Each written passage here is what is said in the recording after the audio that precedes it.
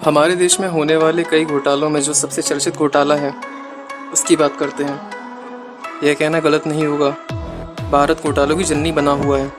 अभी का घोटाला यह बताता है कि उत्तर प्रदेश के शिक्षा विभाग में कितने लूपहोल्स हैं। आज का टॉपिक है अनामिका शुक्ला। आज के वीडियो में आप पूरी कहानी जान लें। ये कहानी शुरू हुई 2017 में।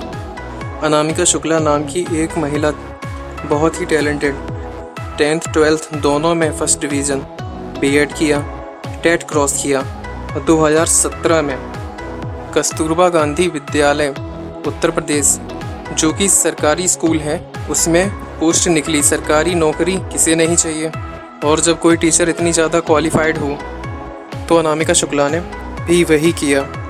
गोंडा की रहने वाली, उत्तर प्रदेश के गोंडा से इन्होंने 2017 में अप्लाई किया कि मेरा सिलेक्शन हो जाए। इन्होंने 5 जगह अप्लाई किया था, मिर्ज़ापुर, जौनपुर, सुल्तानपुर, बस्ती, लखनऊ। जिसके बाद इनकी काउंसलिंग हुई। जब इनकी काउंसलिंग हो रही थी तब ये प्रेग्नेंट थी। उसी बीच में इनको बच्चा हुआ, और बच्चा इनको ऑपरेशन से हुआ था, जिस वजह से ये काउंसलिंग अटेंड नहीं कर पाई और इनकी जॉइनिंग नहीं हो पाई। इन्होंने ये डिसाइड किया कि अभी मैं किसी भी स्कूल में जॉइनिंग नहीं लूँगी, क्योंकि अभी बच्चा छोटा है। आराम से इनको किसी भी स्कूल में जॉइनिंग मिल जाती। इन्होंने साइंस टीचर के तौर पे अप्लाई किया था। अब इनकी कहानी में चेंज आता है। इनको पता चला अनामिका शुक्ला के नाम से उत्तर प्रदेश के 25 जिलों से 25 महिलाएं नौकरी कर रही हैं। इनको लगा जो नाम आया है ये कोई और अनामिका शुक्ला होगी।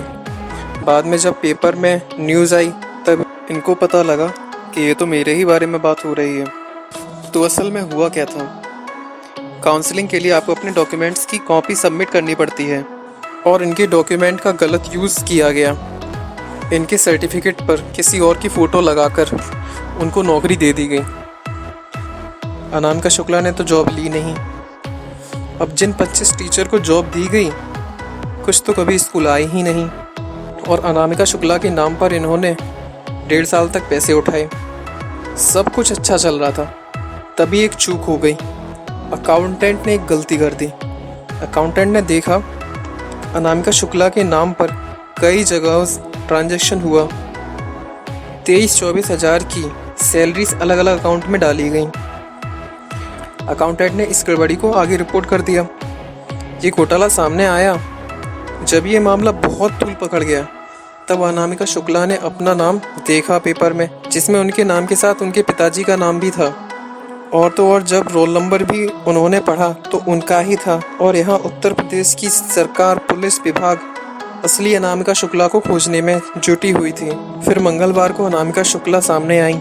इंद्रजीत प्रजापति, जो कि गोंडा के शिक्षा अधिकारी, उनके पास गई। उन्होंने रिकॉर्ड्स दिखाए और कहा मेरी डिग्री पर फर्जीवाड़ा चल रहा है, असली डॉक्यूमेंट्स मेरे पास हैं। अब इस सब में सबसे खास बात पता है क्या है? अनामिका शुक्ला बेरोजगार हैं और इनके नाम पर सरकारी नौकरियां बट रही हैं। उनको अभी तक जॉब नहीं मिली। अनामिका शुक्ला के सामने आने के बाद एफआईआर लॉन्च की गई, छापेमारी शुरू हुई। अब असली बात तो यही है कि इस घोटाले में शिक्षा विभाग के ही लोग होंगे, क्योंकि डॉक्यूमेंट्स को बिना वेरीफाई किए अप्रूव कैसे कर दिया उन्होंने। अगर डॉक्यूमेंट्स वेरीफाई किए होते तो घोटाला होता ही नहीं।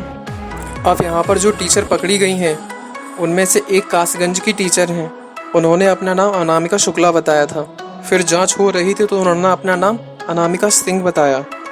बाद में जब पुलिस ने जांच की तो पता चला उनका नाम है सुप्रिया जाटव। ऐसे बहुत से टीचर पकड़े गए।